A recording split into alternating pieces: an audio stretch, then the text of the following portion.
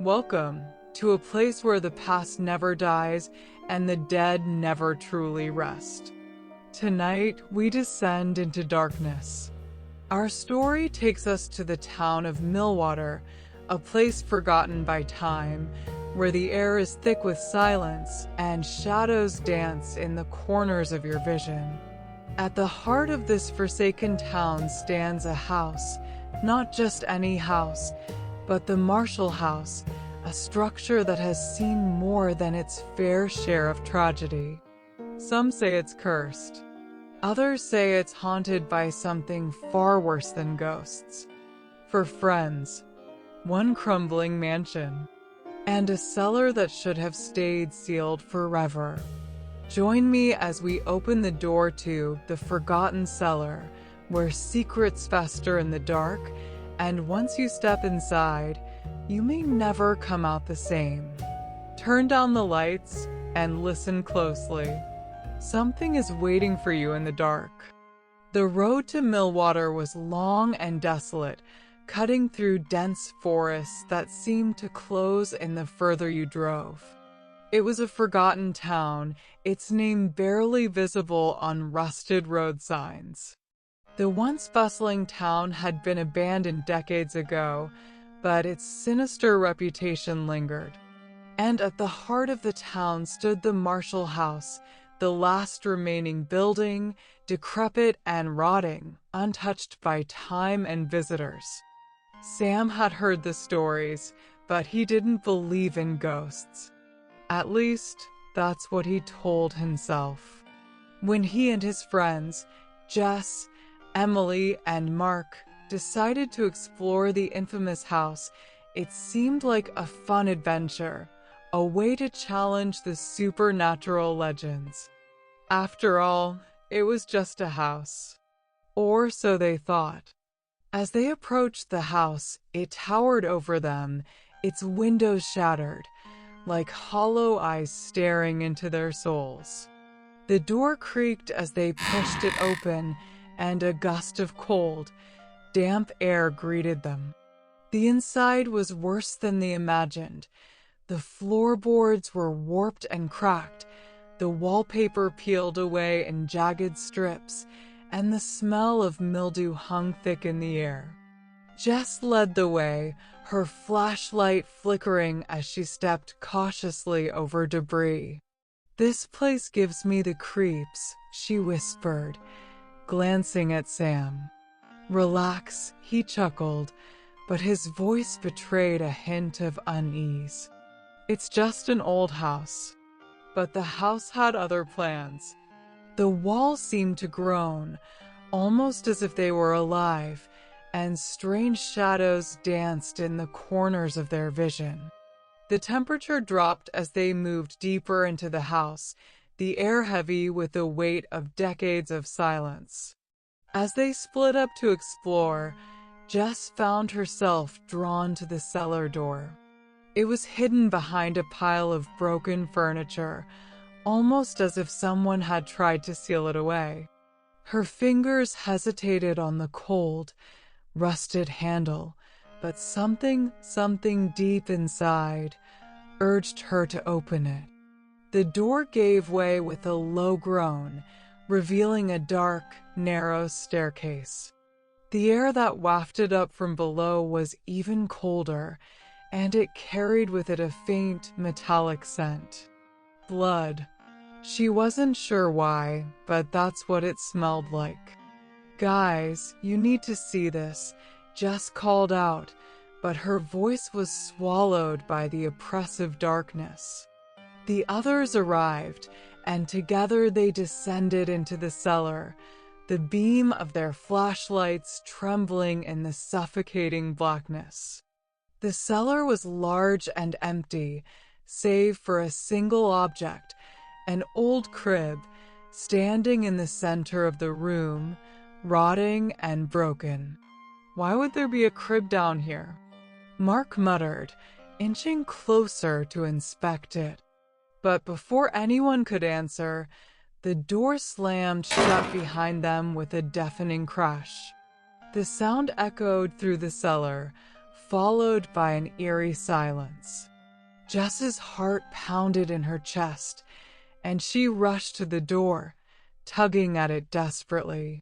"It's locked. It won't open," she shouted, panic rising in her voice. The temperature in the room plummeted further, and the faint sound of giggling echoed around them. A child's giggle, high-pitched and playful, yet terrifying in the unnatural silence. "Did you hear that?" Emily whispered, her eyes wide with fear. Suddenly, the crib began to rock on its own. Back and forth, back and forth. And then, from the shadows, they saw her, a little girl, her face hidden beneath long, dark hair, standing silently near the far corner of the room. And then, everything went black. When the lights flickered back on, everything felt wrong. The once stale air was now thick and cold, almost suffocating. It carried a bitter scent of decay, clinging to their skin and sinking into their lungs. And though the little girl was gone, her presence lingered like a shadow that refused to leave. Jess stumbled back from the crib, her heart pounding. "Did you guys see that?" Her voice was barely a whisper, her hands trembling. "Let's stay calm," Sam murmured, swallowing hard. But there was a tremor in his voice he couldn't hide. It was probably just the wind, or maybe an animal. The others exchanged uneasy glances. Whatever they had seen, it wasn't wind, and it wasn't an animal. Something about the house had shifted, as if it had awoken. And they knew, somehow, that it wouldn't let them go. Then, out of the silence, a faint, melodic whisper echoed through the cellar. "Lily, Lily." A chill ran down Emily's spine as she gripped her flashlight, the beam wavering across the cracked walls. "Who's Lily?" she whispered. Before anyone could answer, the cellar door slammed shut with a deafening bang, plunging them into absolute darkness once more. Panic spread through the group as they pushed against the door, their efforts met with nothing but silence. They were trapped. The laughter returned, a high-pitched, childlike giggle that seemed to come from all around them, bouncing off the walls in a chilling harmony. Jess's flashlight flickered, casting wild shadows that danced across the walls. And then, in the dim light, they noticed something horrifying.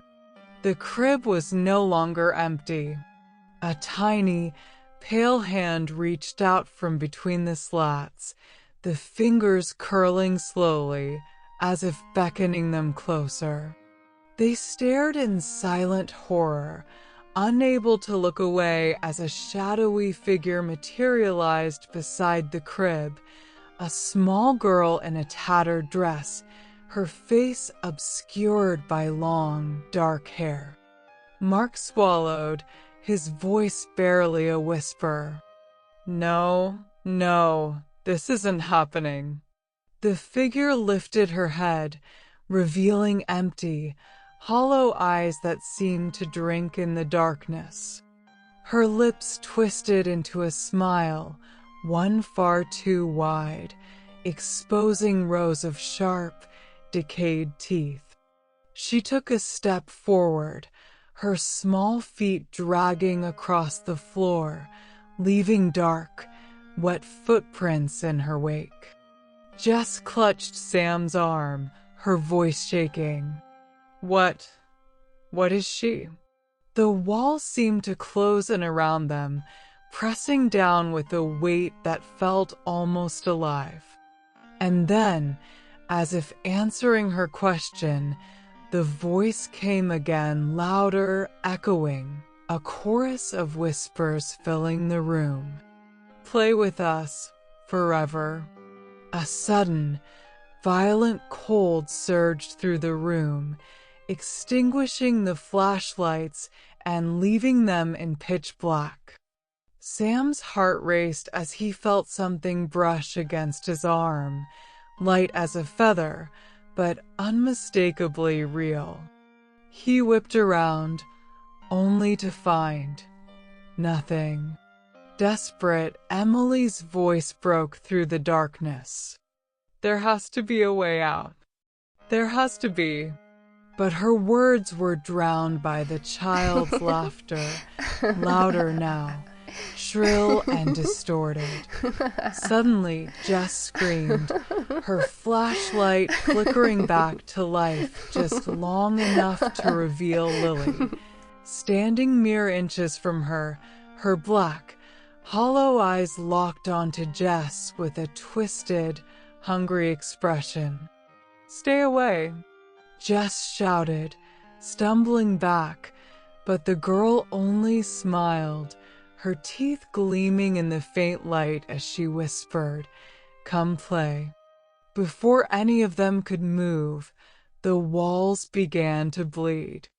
Dark, viscous liquid seeped from the cracks, pooling on the floor and releasing a sickly sweet, metallic odor that filled their lungs. The crib, now rocking on its own, creaked with a rhythm that seemed to match the beat of their frantic hearts. "Please, let us out," Mark whispered, his voice barely audible over the child's giggling. But the house remained silent. It had waited so long, and it was far from done with them. The cellar's icy grip loosened just enough to let the group escape, stumbling back up the narrow staircase, hearts pounding. Yet as they emerged into the darkened house, a new, unnerving sensation overtook them. They were no longer alone, and the walls around them seemed to be breathing. Jess brushed a layer of dust from her clothes, still shaken, and muttered, "We need to get out of here now." But Sam was transfixed by something down the hallway. The flickering light from his flashlight danced across a door they hadn't noticed before, almost hidden by the peeling wallpaper and darkened wood. Strange symbols were etched around the frame, crude carvings that looked like claw marks gouged deep into the wood. "That wasn't there before, right?" Sam asked, his voice barely a whisper. Jess shook her head, but her curiosity was piqued. Against their better judgment, the group found themselves drawn toward the mysterious door. Sam reached out, hesitating before his hand made contact. Just as his fingers brushed the handle, a piercing childlike giggle echoed down the hallway, freezing them in their tracks. "Lily." The voice seemed to breathe from all directions. "Come, play." The door creaked open on its own, revealing a room they could barely make out in the dim, unreliable light. The flashlight beams trembled over dusty shelves filled with forgotten items, eyeless dolls, tarnished picture frames, ancient newspapers with brittle, yellowed edges. And in the center of the room stood a cracked mirror, its reflective surface marred by dark, sticky streaks that could only be one thing: blood. As Jess and Emily peered into the mirror, their reflections shifted, their eyes hollow and lifeless, skin pale and waxy. But worse than their own distorted reflections was a shadowed figure behind them, a small girl with long hair, her face hidden. "Did you see that?" Emily whispered, stepping back. But it wasn't just the mirror. Around them, more shadows seemed to bleed into the room. They moved with a slow, crawling persistence, twisting and stretching, reaching out toward them like clawed hands. The temperature plummeted, and the once faint whisper of Lily grew louder, echoing from every shadow in the room. Mark shone his flashlight on the nearest shelf where a faded photograph caught his eye. It was a picture of a young girl, eyes wide with terror, clutching a doll identical to the one lying at his feet. "Oh God," Mark murmured, recognizing the dress, the face. It was Lily. But then, as if responding to his realization, the objects in the room began to move. The dolls' heads turned slowly, eyeless faces locked on them. The floor creaked with the sound of footsteps, light but deliberate, as if something small and fragile were crossing the room toward them. A cold wind rushed past, and suddenly, the mirror's surface cracked, each fracture spreading like veins. And then, from the center of the mirror, Lily's face emerged, only it was twisted, eyes black in pits, her mouth split open in a smile that stretched too far, showing teeth that were sharp, animalistic. The lights flickered, and for a moment, Lily's voice filled the room, now laced with anger. "You came to play with me. Now you'll never leave." The floor began to tremble, the walls seeming to close in, pulsating with each flicker of the light. A dark, suffocating fog spilled from the corners of the room, enveloping them, obscuring their vision. They heard a soft scraping sound, like nails scratching against wood, coming from behind them. Spinning around, they saw nothing except for the mirror, which now reflected them trapped, surrounded by walls that stretched out endlessly, a maze of shadows with no escape. Panicked, Jess grabbed the door handle, desperately trying to open it, but it wouldn't budge. They were locked in, held hostage by a vengeful spirit that had lured them into its lair. Lily's giggling grew louder, coming from the shadows, from the mirror, from the very walls around them.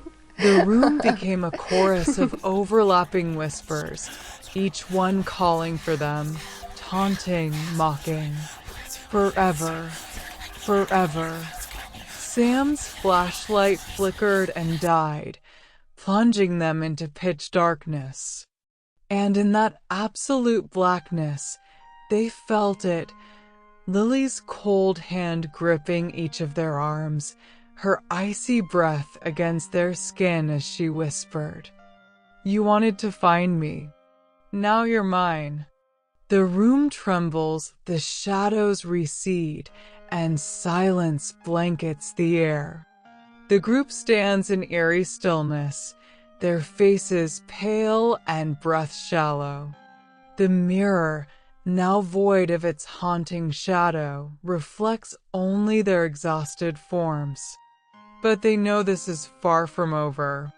Suddenly, the sound of faint whispers creeps back, growing louder with every second. The lights flicker once more, and an ominous presence seems to loom over them. A message appears on the mirror, written in blood. "You're not done yet." As they stumbled out of the cursed room, the mirror's cracks seemed to spread beyond its frame, creeping like veins through the walls and into the floor. Shadows slithered behind them, whispering promises of doom. "We need to get out." "Now!" Emily screamed, her voice cracking as she grabbed Sam's arm. But the hallway ahead twisted unnaturally, stretching and shifting as though alive. The walls closed in, the peeling wallpaper writhing like flesh, and the ceiling seemed to sink lower with every breath. Mark lagged behind, his eyes darting around. "This place, it doesn't want us to leave," he muttered, clutching his flashlight like a lifeline.